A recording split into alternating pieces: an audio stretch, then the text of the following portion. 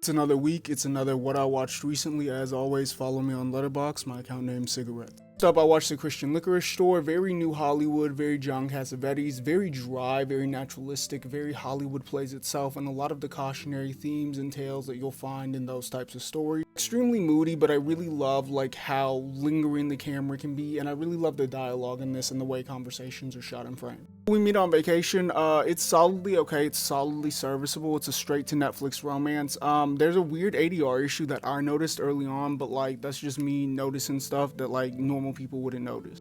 Some of the echo on the Foley was weird. Said it gets the job done. Maniacs. This is one of the most quirked up Gene Rollins I've ever seen. I really love the costume design in this one. There's an Oriatic playfulness to this film, despite like how aggressive its setup is, having the same setup as Last House on the Left, but then taking a completely different turn. Really fun and strange and moody film, and I really love the tableaus in this one. I think this one has some of his most iconic shots in it, if I remember correctly. I'm trying to like think of like the Gene Rollins shot bank. Piece by piece, the Lego Pharrell movie, honestly, I love that this is closer to like a true documentary rather than like a musical biopic, meaning that it's like actually using real footage or like they rotoscoped over real like music videos as well as like having the interviews.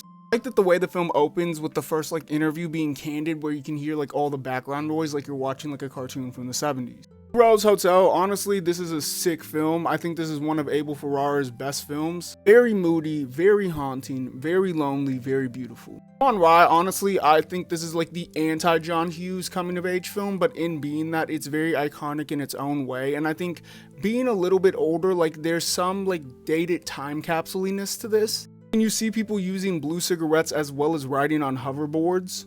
I want to say this almost feels lo-fi cyberpunk. More dreamy elements. Hole in My Heart, obviously like this film bangs, but it looks and feels like it's cover art.